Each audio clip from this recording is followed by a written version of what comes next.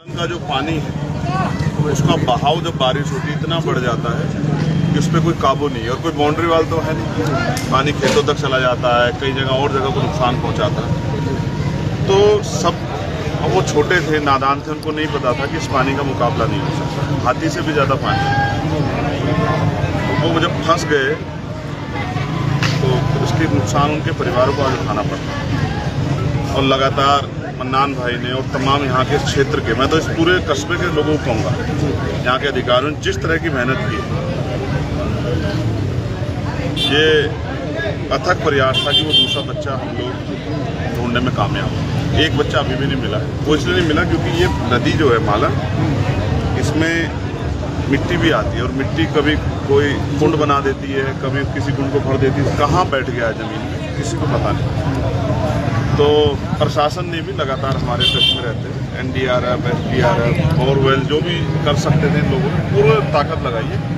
अभी हमें कुदरत के ऊपर भरोसा है कि बारिश वगैरह दोबारा अगर हो सकता है तो वो बाहर आ जाए। तो किसी ने कमी नहीं छोड़ी, जनप्रतिनिधियों ने कमी नहीं छोड़ी, अधिकारियों ने कमी नहीं छोड़ी, लेकिन पीड़ित परिवारों की आर्थिक स्थिति बड़ी खराब है। इस बात को लेकर मुझे चिंता है।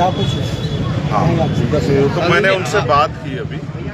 एक्चुअली एक प्रक्रिया है, निधि से तो डायरेक्ट कोई किसी को दे नहीं सकता है कि भाई, क्योंकि वो एक सरकारी प्रोसीजर है। मेरे हाथ में होता तो मैं आज ही उनको जो है 20-20 लाख रुपए की मदद कर देता, लेकिन निधि से नहीं दे सकता, वो एक सरकारी प्रोसीजर है। तो हमने कोशिश की सरकारी व्यवस्था में जो भी उनकी मदद हो सके, लेकिन उसमें होता क्या है कि अगर आप आपदा के समय जब इस तरह डेड बॉडी मिले तो अगर आप अंतिम वो करा दें, पंचनामा भरवा दें, पोस्टमार्टम करा दें, तो फिर आसान हो जाती है सरकारी प्रक्रिया।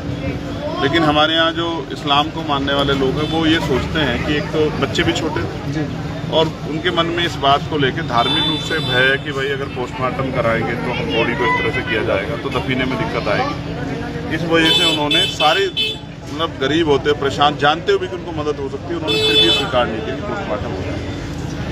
इस वजह से जो सरकारी लाभ है वो नहीं मिला, लेकिन हम लोग कोशिश करेंगे, क्योंकि मैंने उनकी स्थिति देखी, मैंने अधिकारियों को बुलाया था, मौके SDM को, तहसीलदार को, नायब, हम कोई ना कोई प्रक्रिया बना के उस परिवार के साथ जरूर खड़े होंगे, जिससे कि उस परिवार को टूटे उसकी हिम्मत, क्योंकि वो कमाने वाला बच्चा उनका चला गया। और एक बच्चा जो है वो उनका दिव्यांग है, उसके लिए भी हमने आज की रिपोर्ट मंगा ली, उसके ट्रीटमेंट के लिए भी अगर वो दोबारा से लायक हो जाए और उसके लिए और जो बेस्ट हो सकता है उसकी पेंशन वगैरह। और एक बच्चा उनका मानसिक है, मानसिक रूप से उसको भी कमज़ोर है, उसके लिए भी हम लोग पूरी कोशिश करेंगे कि उसके लिए भी कोई ऐसी व्यवस्था हो जाए, क्योंकि ये बच्चा कमाने वाला था। उसकी माँ को मैंने देखा, मुझे तकलीफ है, कभी कभी कुदरत की ऐसी